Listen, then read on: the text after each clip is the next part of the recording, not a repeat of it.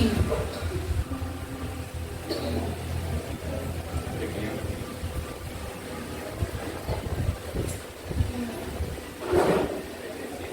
Yo me acordé medio tarde.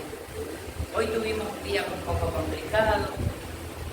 Dice, antes que te formases en el vientre te conocí, y antes que nacieses te santifiqué. Te di por profeta a las naciones. ¿Eso qué quiere decir? Es una palabra, no es para mí, es para todos, para cada uno de nosotros. ¿Qué dice el Señor? Que antes que naciéramos, Él ya nos había formado en el vientre de nuestra madre. O sea, que Él ya nos conocía. ¿Sí? El libro de Juan 17:24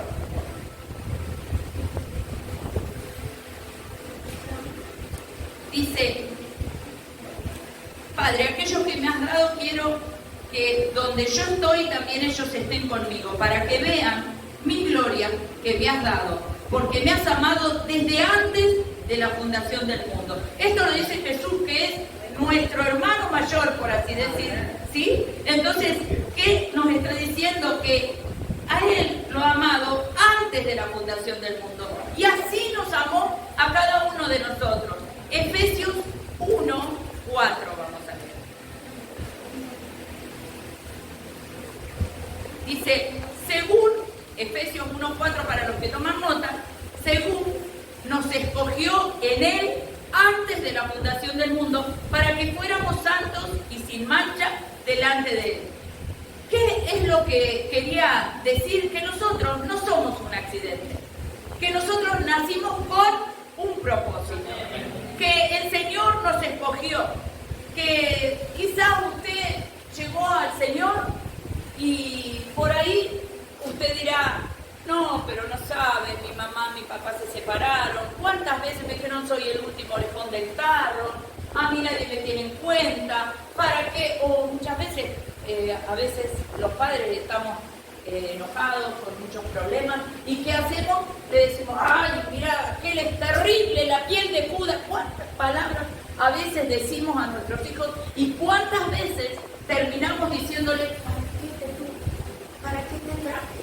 Entonces esas palabras nos fueron marcando y muchas veces cuando llegamos al Señor nosotros decimos, a mí nadie me quiso, a mí nadie me tuvo en cuenta, porque nacimos de rebote, ¿sí?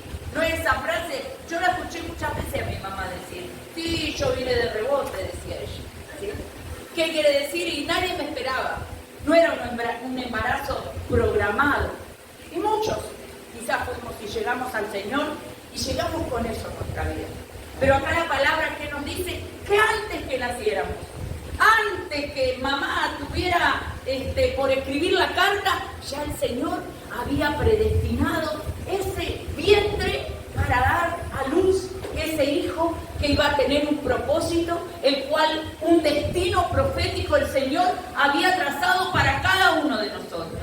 Entonces, no sos un accidente. Decirle al que tenés al lado, no soy un accidente.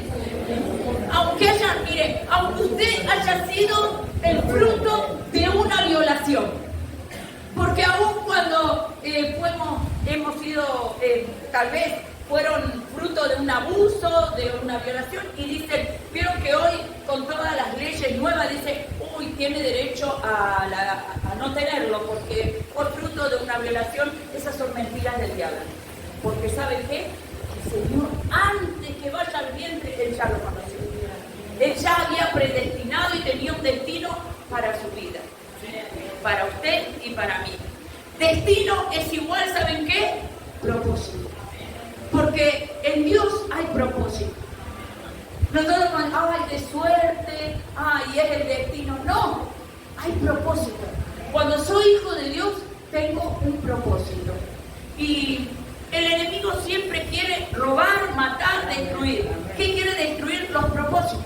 Porque quizás vos decías, ay, yo vine a la iglesia porque la verdad mi vida era un desastre, yo llegué, la verdad que nadie me tenía en cuenta. Sí, hubo alguien que te tuvo en cuenta. Ese que te creó en el vientre de tu madre, ese que formó cada parte de tu cuerpo y que puso códigos genéticos ahí en tu vida, que un día se van a activar para dar a luz ese propósito de Dios en tu vida y en mi vida. Amén. Entonces, lo que quiere el diablo? Robar ese propósito, porque él es padre de mentira. ¿Y saben cuál es su propósito? Destruir ya no tu vida. Quizás mi esposo siempre dice que él llegó a Cristo cuando tenía 45 años. O sea que él ya había pasado su adolescencia, su edad adulta, pero el diablo viene por tus generaciones. Porque la palabra también es clara y dice, aquellos que me aman son benditos por 1000 generaciones. Entonces cuando Dios la ve a Virginia, no la ve a ella y a sus hijos, sino a sus nietos, sus bisnietos, sus tataranietos. 1000 generaciones después de Virginia, 1000 generaciones después de Víctor, 1000 generaciones después de Marco, 1000 generaciones de él. Entonces el enemigo lo que quiere es sacarte de ese propósito, porque quiere robar esa generación, porque él es ladrón y mentiroso. Amén. Y en el libro de Juan, primera de Juan 3:8, esto es para ponernos en clima de la palabra que vamos a compartir. Dice, el que practica el pecado es del diablo, porque el diablo peca desde el principio. Para esto apareció el Hijo de Dios, para deshacer las obras del diablo. Él quería que la adoración fuera de él. Él entró, vino con tentación y que quiere robar las generaciones. Como la alabanza, también él era encargado de la alabanza. Pero ¿qué pasó? Como hubo orgullo, como hubo soberbia, entonces fue expulsado. Y después de que vino a la tierra, quiere la alabanza para él. Pero nosotros le damos gloria al único digno de ser adorado y exaltado, al Rey de Reyes, al Señor de Señores. A él solamente vamos a adorar. Amén. Y miren, hay algunas características. La muerte prematura, las enfermedades y la pobreza o la miseria son obras, ¿saben de quién? Del diablo. Cuando uno ve miseria, tiene que ver que es igual a pecado. La miseria es igual a pecado. El libro de Romanos 6:23, vamos a leer.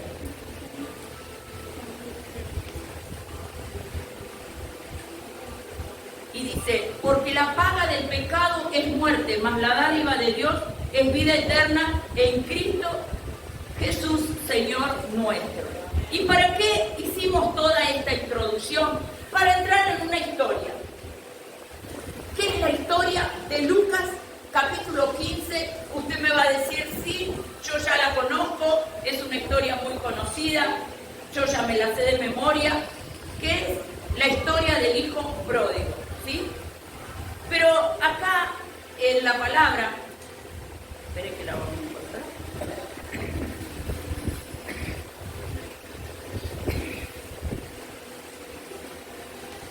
Yo leía desde el verso 11, vamos a leerla.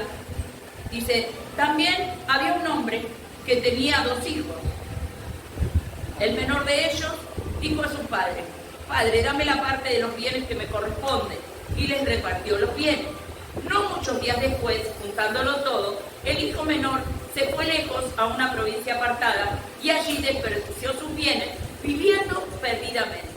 Y cuando todo lo hubo malgastado, vino un gran hambre en aquella provincia y comenzó a faltarle. Y fue y se arrimó a uno de los ciudadanos de aquella tierra, el cual le envió a su hacienda para que apacentase cerdos. Y él deseaba llenar su vientre de las algarrobas que comían los cerdos, pero nadie le daba. Volviendo en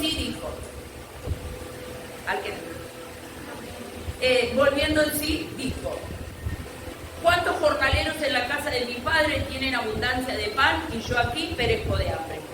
Me levantaré e iré a mi padre y le diré, Padre, he pecado contra el cielo y contra ti. Ya no soy digno de ser llamado tu hijo. Hazme como a uno de tus jornaleros. Después seguimos leyendo. Si nosotros nos metemos en la historia, ¿qué es lo que siempre decimos? Este era el hijo rebelde que le pidió la plata a los padres, que se fue, que malgastó todo. Pero yo cuando leía la palabra, recordaba que los judíos no dan las herencias a sus hijos cuando mueren, sino que las dan en vida. O sea, primero y principal, los judíos, si alguno conoce un judío pobre, me lo presenta, porque yo nunca conocí ninguno que sea pobre. Y ellos, si usted va, por ejemplo, a Buenos Aires, a Flores, a Once, donde viven la mayoría de los judíos, donde tienen sus negocios, la mayoría son ricos, por lo tanto no viven en escasez, no viven en miseria, y se dan el lujo de darle a sus hijos las empresas, las tiendas, lo que ellos tienen, y ellos pasean, disfrutan de lo que tienen, pastor, así que hay que pasear, porque los judíos pasean, ¿sí? Y disfrutan, ¿sí? Y le dan a sus hijos esas empresas, esos negocios. Entonces, en ese momento, por supuesto, en ese momento, ¿qué pasó? El padre cumplió con algo, el hijo le dijo, papá, dame, pero no era porque el hijo estaba enojado, porque el hijo era un sinvergüenza, era la costumbre, darle a sus hijos las herencias. Pero este hijo entró en rebeldía y se fue lejos, dice, a una provincia apartada. Yo supongo que es como ¿vieron cuando los chicos, hoy que están los chicos acá, dicen, yo no quiero ir a la iglesia, me aburro, yo soy joven, yo voy a esperar, voy a disfrutar, porque el mundo los seduce. Y a este hijo pródigo, el mundo lo sedujo. Entonces, ¿qué quiso? Quiso ir a vivir, a disfrutar.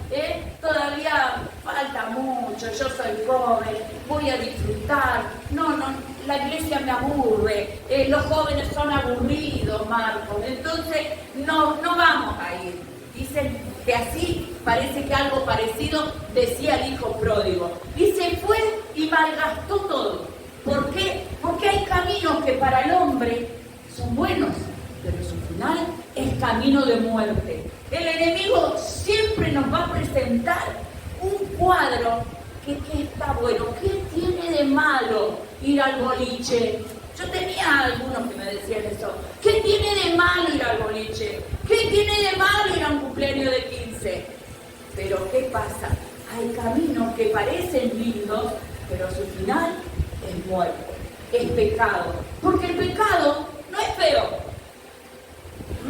El pecado es pecado y seduce, porque es padre de mentira y nos seduce con esas cosas. Y así hizo con este hijo pródigo. Lo llevó, se malgastó, pero yo aprendí de Dios que todas las cosas a los que aman a Dios nos ayudan a bien.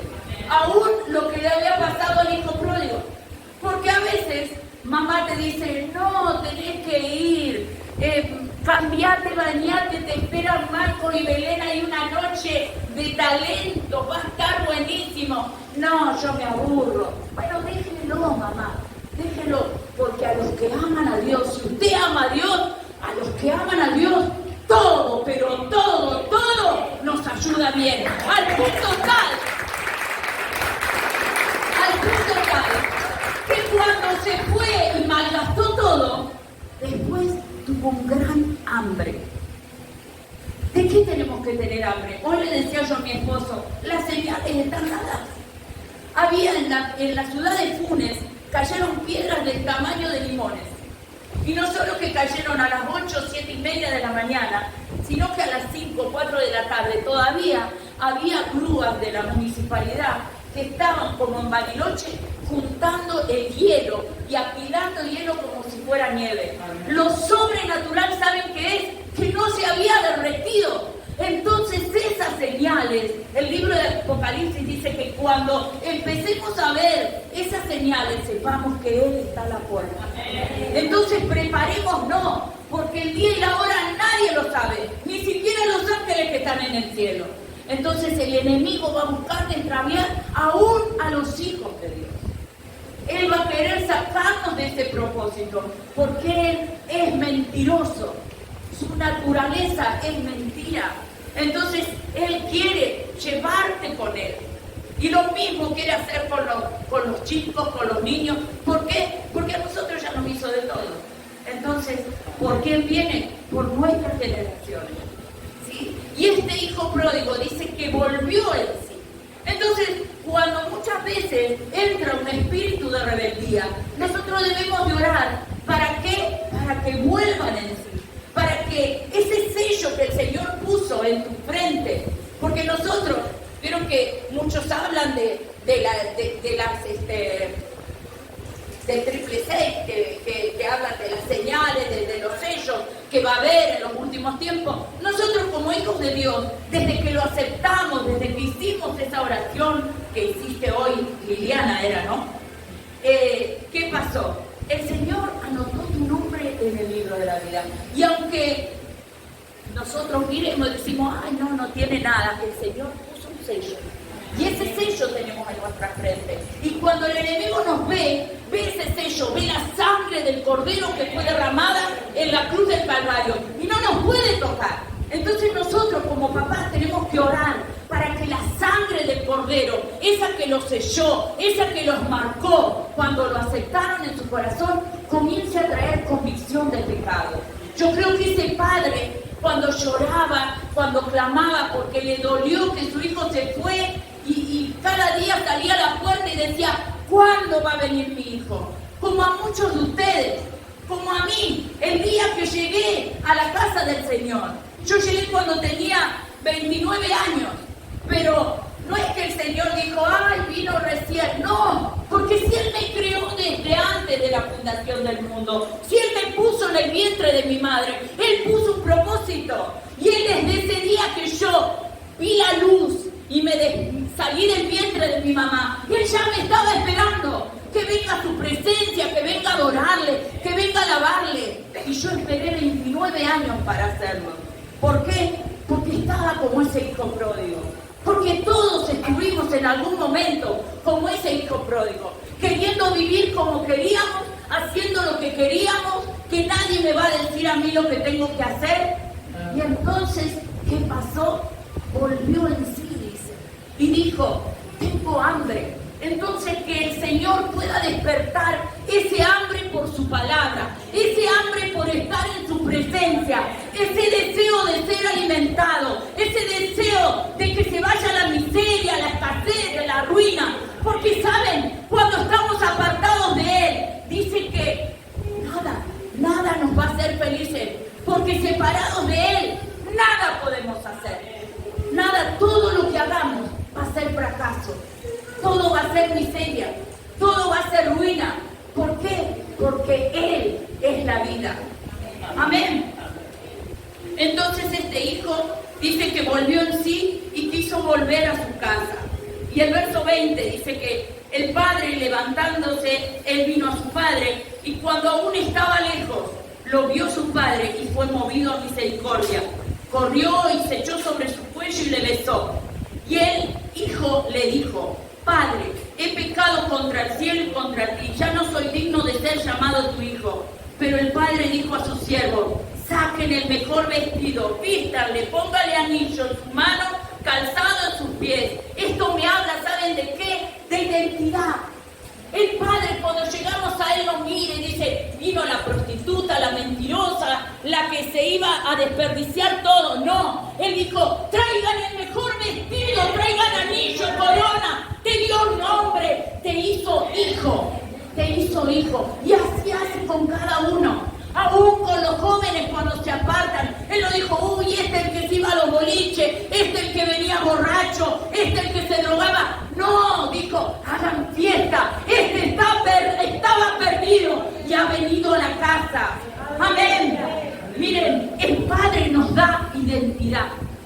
Y yo buscaba en el libro de Éxodo 20:12. Hay una promesa de Dios. Y esa fue la promesa que obtuvo el hijo pródigo.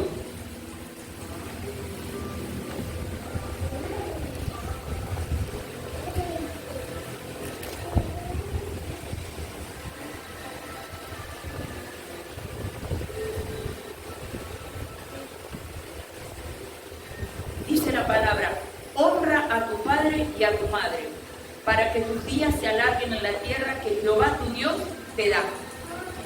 ¿Qué fue lo que hizo cuando él vino al Padre? El Padre tuvo misericordia. Y eso hace el Señor cuando nosotros venimos a Él. Cuando nosotros venimos a la casa del Señor. Cuando nosotros buscamos del Señor. Somos bendecidos. Somos prosperados. Nuestros días son alargados.